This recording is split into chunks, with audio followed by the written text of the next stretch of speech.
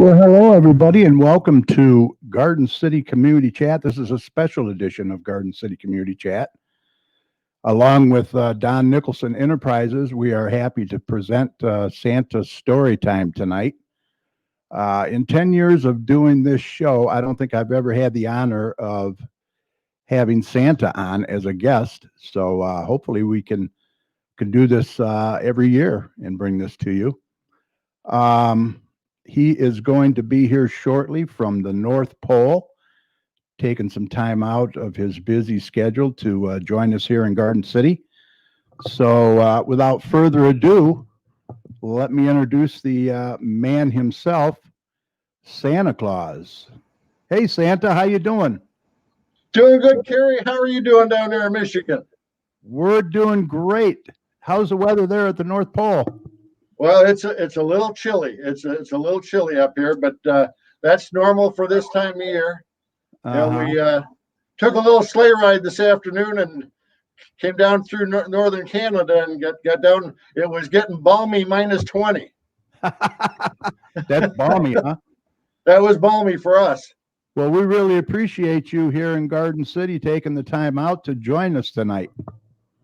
Well, I really want, I've been talking to you for a while about this, and I know you got your show in Garden City, and Don, our friend Don, was with the marketplace, was talking about this. So I thought, what a great way to be able to reach out to some of the kids back in Garden City and the Westland area. Absolutely, absolutely. So how are the deer doing? Are they all ready to go? Oh, they're already Rudolph shining up his nose just in case, and and then the rest of it. Well, we just have to follow the weather. Follow the weather. Yep. You never know.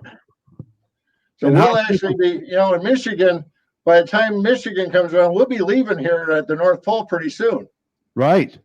So we're getting on the road here in another couple of hours. Yeah, I don't want to keep you too long. That's for sure. I know a lot of boys and girls are waiting for you to. I've been filling up on cookies already. So I was going to ask you, what do you have for your meal before you take off? Something light? Well, just something light because everybody's got those cookies and milk out for me. So I can't eat a whole lot before I leave. Exactly. So what's your favorite cookie? I got to say peanut butter. Peanut butter. But you know what? I don't turn down any of them. And you like the milk over eggnog, right? Oh, eggnog is my favorite, to drink, but milk is really good and it's healthy too. Awesome. So you got a couple stories for us tonight, eh? Yeah, we got a couple that we're going to do tonight, and this first one is a fairly new one that a lot of the kids haven't heard before. And so I thought I'd do that, and it's called The Night Henry Ford Met Santa. So it was a long, long time ago. Oh, very cool. And this book is a little bit of fiction and a little bit of fact. Okay. So it's really interesting. Of course, the fact part is when Henry and I met. So the fiction time is a timeline and that, and a lot of different things. Right. But well, we're ready whenever you are. Okay. Well, get started here. My glasses are getting a little warm in here. I turned the lights on in the studio and my glasses are getting fogged up, but we're doing well. Okay. So, well, the door just blew open. Must but be that's all right. It's closed up again. So it was a snowy evening 3 weeks before Christmas in 1908 in Detroit, Michigan. Henry Ford was in the workshop admiring his new Model T Ford. Henry thought it was the most beautiful car he had ever seen. He wished that everyone in town could own one of his cars. But each car costs a lot of money to make, and it costs a lot of money to buy. That meant only the rich people owned Model Ts. So back at the house, Henry's wife, Clara, was in the kitchen making supper. The smell of chicken and dumplings filled the house. Edsel Ford was 8 years old, sat at the table, writing a letter. Dear Santa, he wrote, I've been very good boy. This year, I would like a train set and some roller skates. I can't think of anything else. Thank you, Edsel Ford. You know,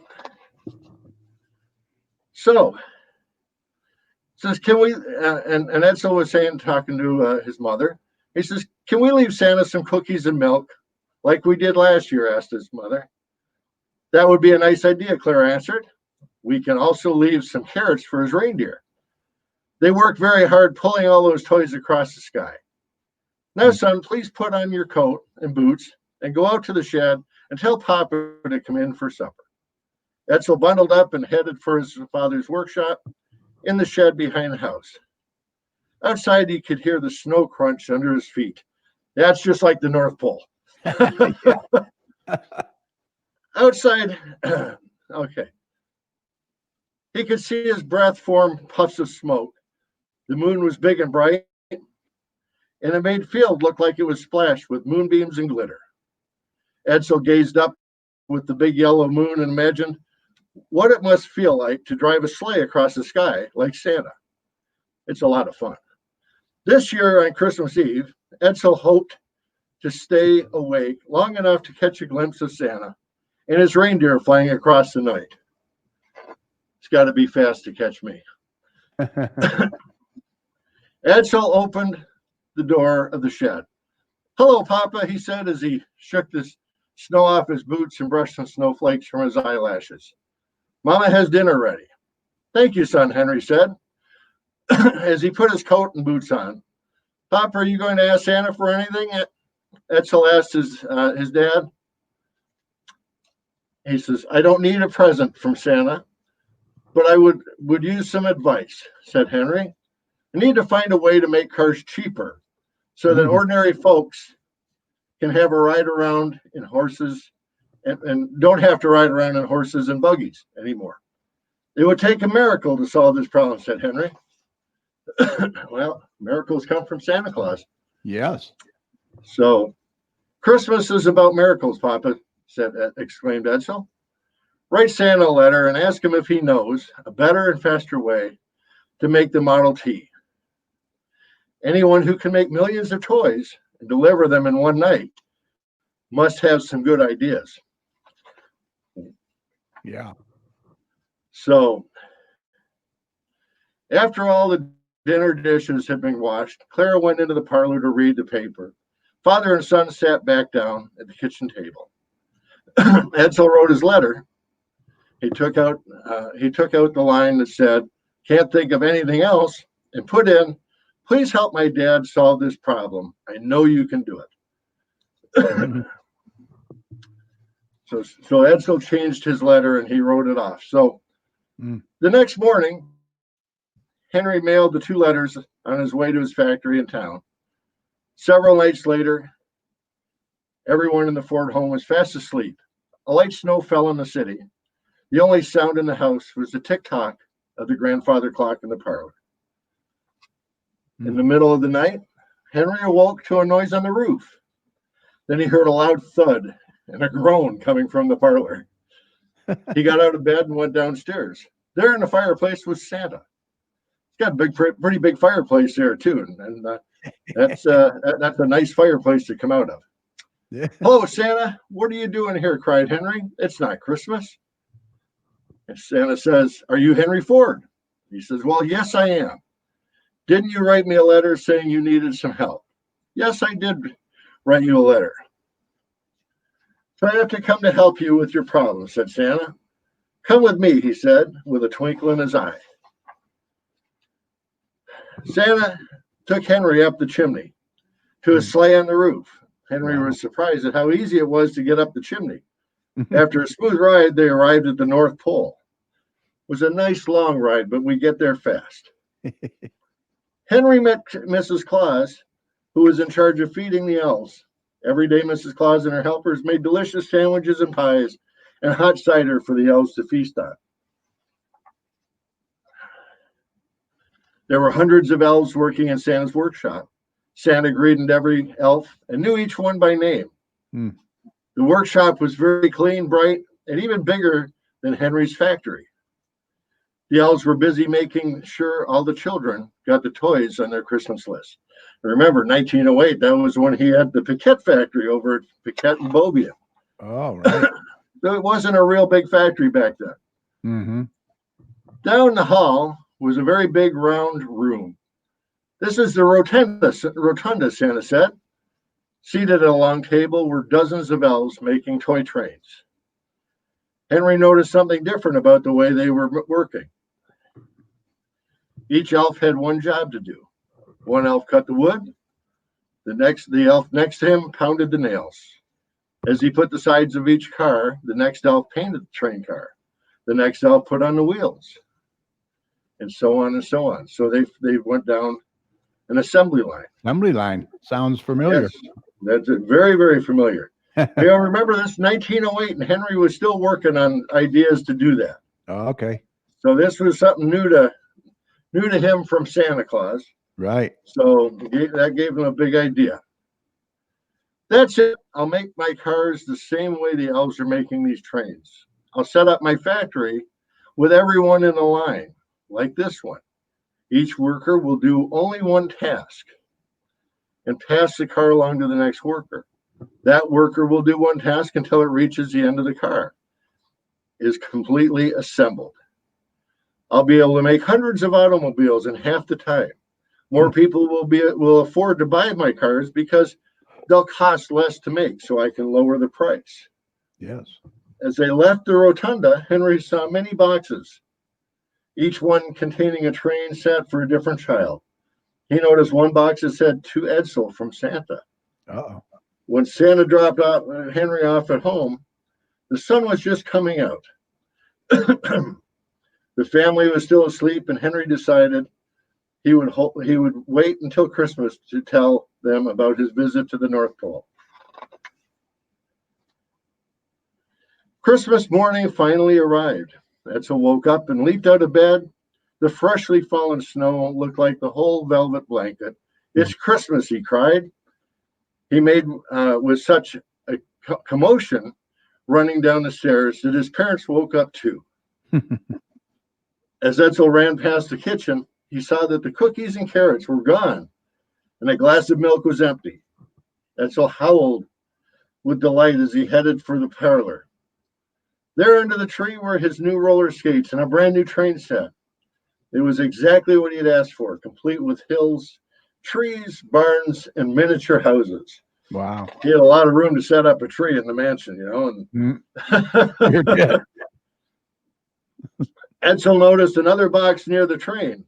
The card on the gift read, "To Henry from Santa." "Look, Papa," cried Edsel. "Santa brought you a present too."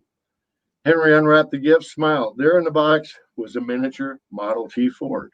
Oh, wow. So anyway, so this is a book was just written the last couple of years ago, and most of it is all real, except for the dates have changed. Now, you're pretty familiar with the author too, right, Santa? Yes, I am. And the author is Carol Hagen.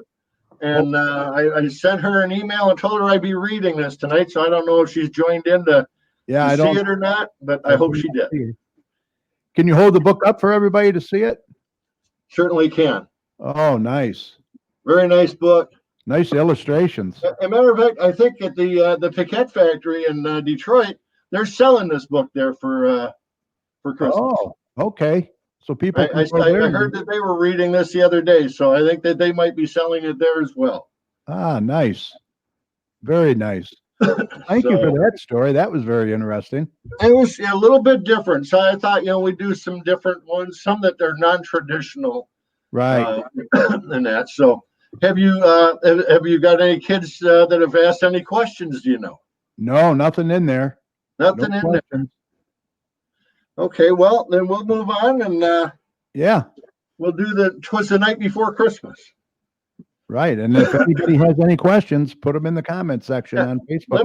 Let me go get a glass of water and I'll be right back and we'll finish this one off. All right, no problem. Okay.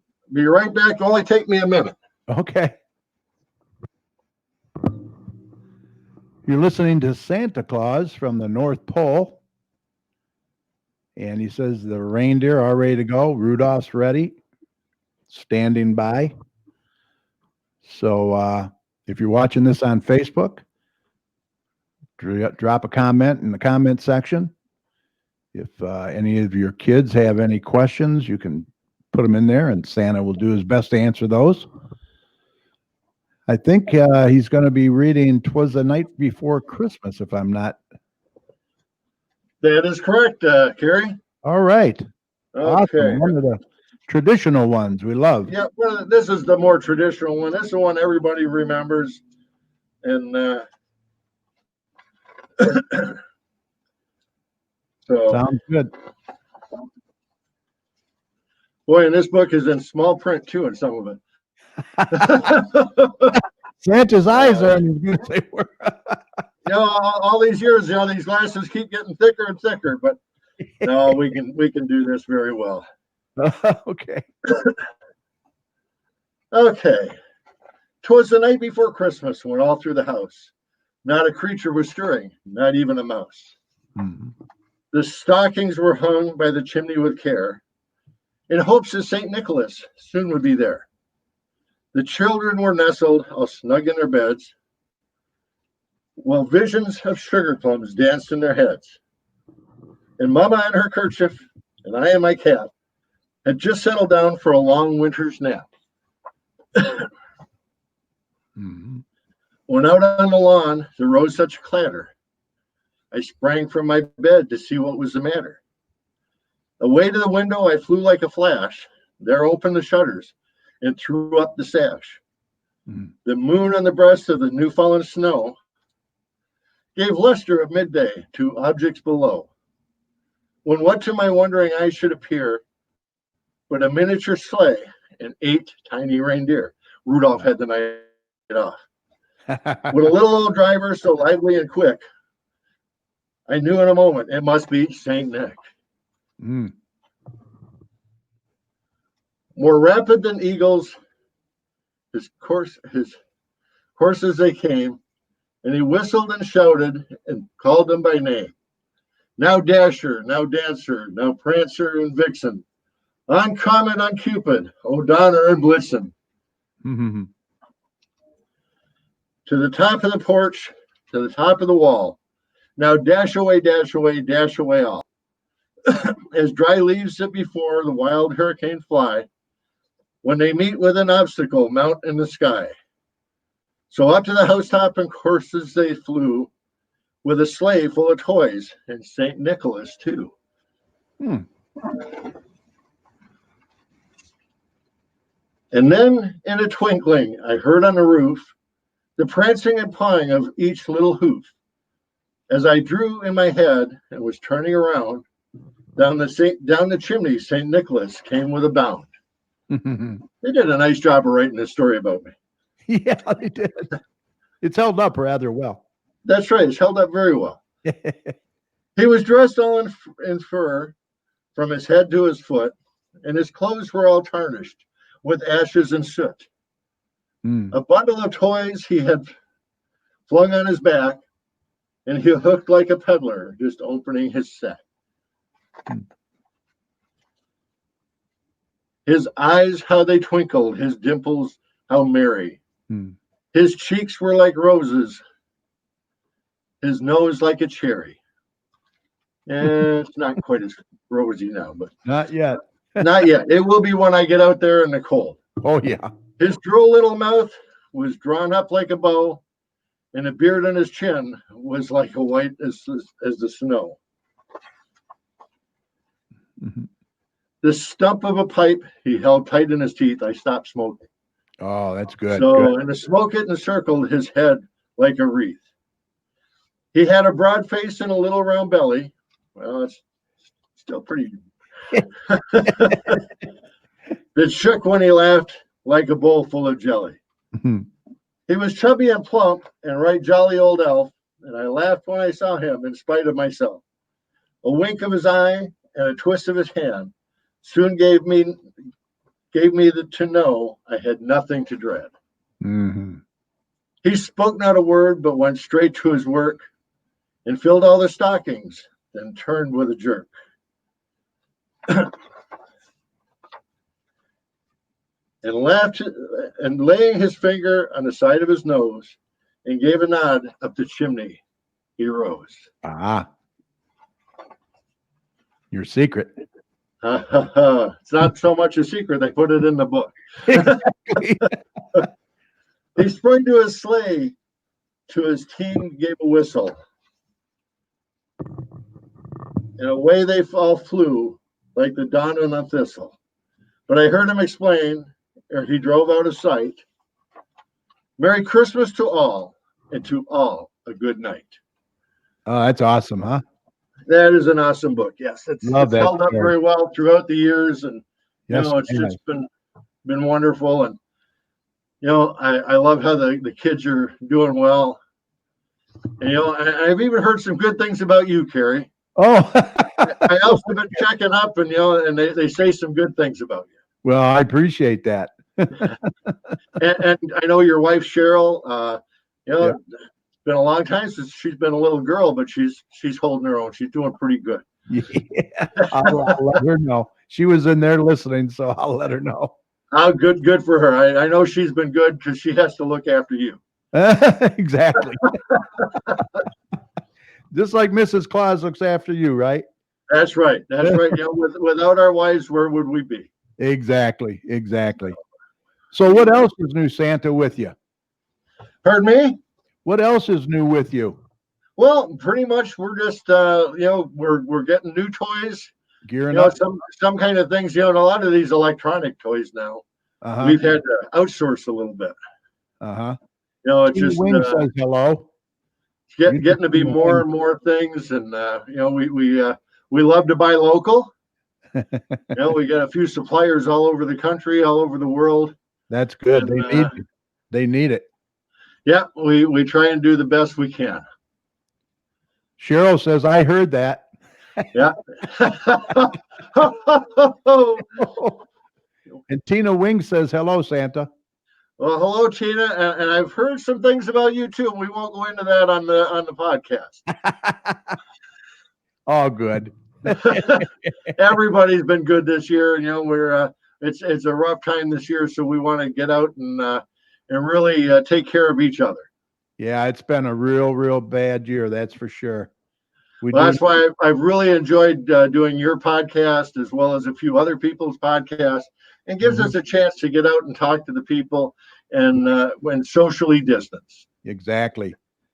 Lieutenant Firefighter Steve Ray says, Merry Christmas.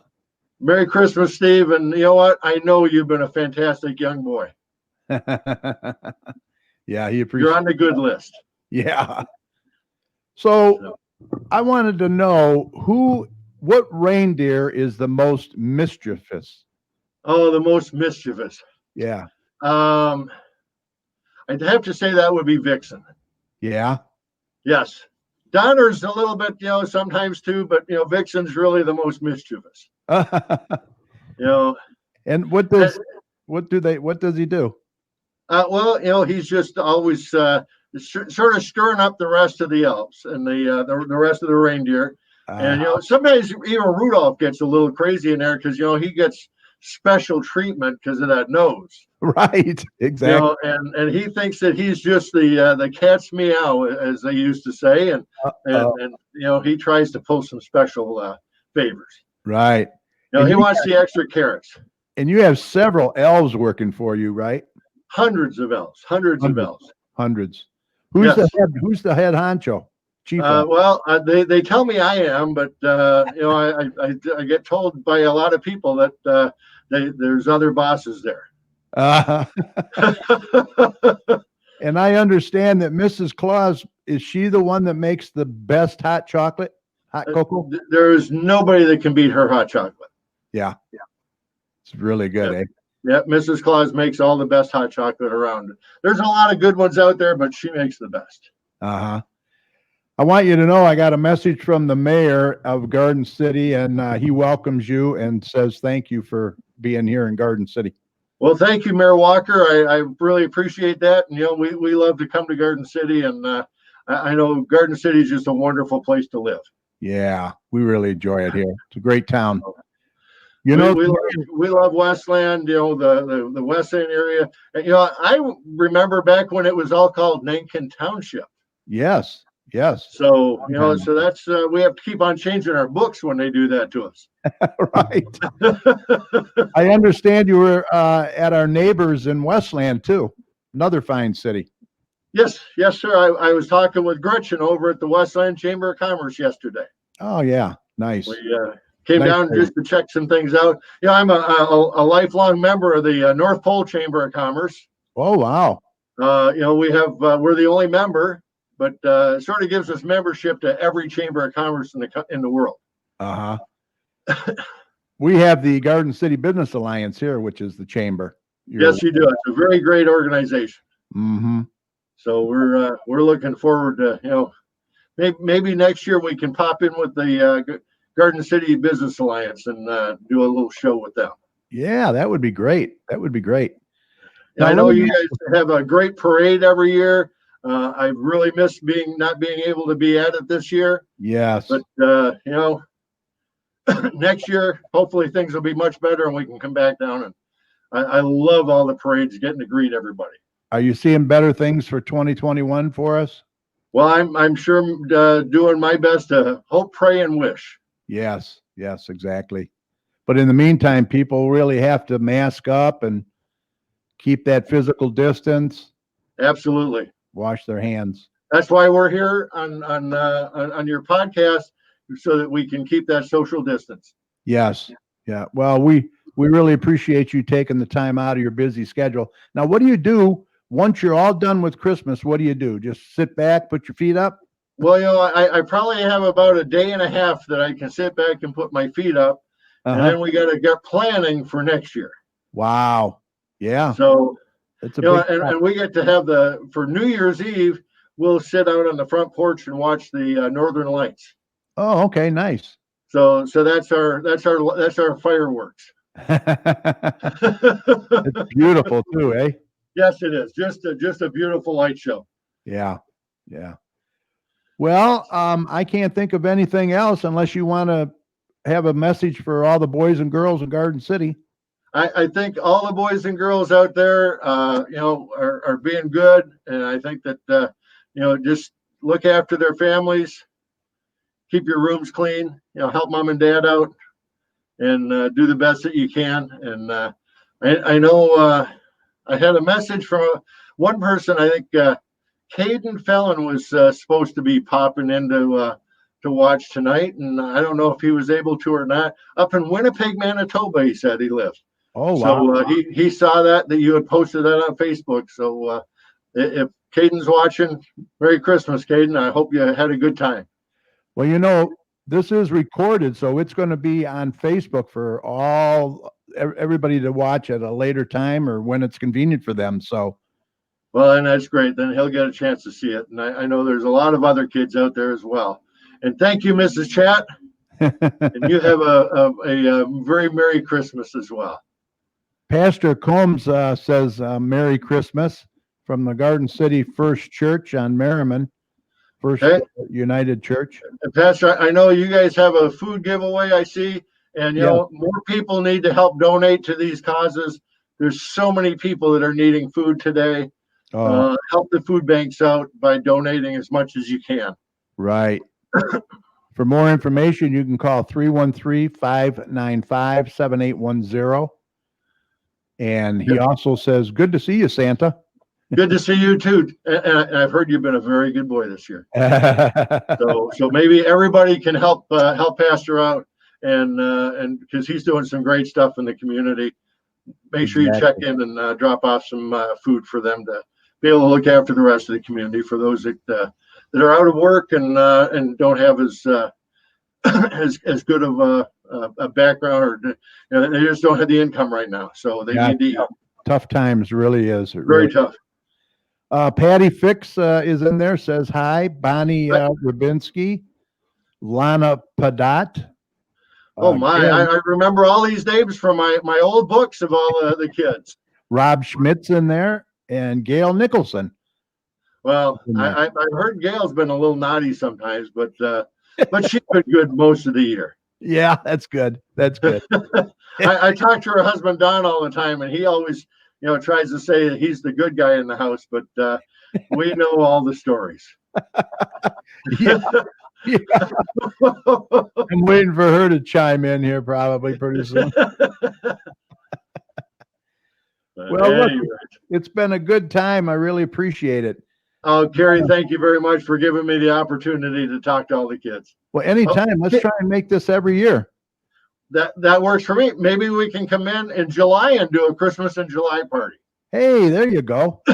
When it's a little warmer for you. A little warmer, but you know what? That's a great time to try and help out people like the Goodfellows who look after people all year long. Yep. But are working so hard around Christmas time. You've got the Goodfellows, the Civitans, and everybody who are trying to raise money and collect toys and that too, so that every child is not forgotten. Right. So maybe we can do something at that time of year, help them out. That sounds good. I like that.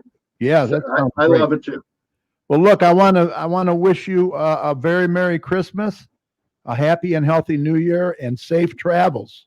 And to you as well. Thank you very much, and we'll slide on through Garden City and leave you something special, maybe on the front porch. Ah, sounds good. I like it. Say hi to Mrs. Claus and all the elves for us, all right? I will, Carrie. Merry Christmas. Merry Christmas. Stay safe. Thank you. Merry Christmas, everybody. Bye-bye. Bye-bye. All right, Santa Claus. All the way from the North Pole. Wow. Good job, Santa. Well, I hope you guys enjoyed that. We will be off until January 7th. We'll be back with our show from our holiday break. January 7th at 8 p.m. right here on Facebook at facebook.com/GCChat. We hope that you will join us then. Also, I want to congratulate Doppler Tom. Doppler Tom, his home won the Holiday Lights contest in Garden City. He did a great job. If you haven't seen it, you need to go over there. It's right across from Maplewood Center on Maplewood. And you can't miss it, that's for sure, because it's really, really lit up. He did a great job. So congrats to Doppler Tom. Let's see, what do we got in here? Does Mrs. Claus wrap all the presents? I don't know. That's a good question. Hello, Hillary. Hillary Stone from Cornerstone Realty. Merry Christmas to you. Appreciate you. For those of you that tuned in late, you will be able to see this in its entirety. Once we sign off tonight, just go to facebook.com/GCChat. And once again, I think I covered everything. I can't think of anything else. I will see you back here January 7th. I want to wish everyone a very Merry Christmas, a safe, healthy, and happy New Year. Let's pray for a great 2021. Everybody stay safe, and we'll see you next year. You guys take care. Bye-bye. Thanks for joining us.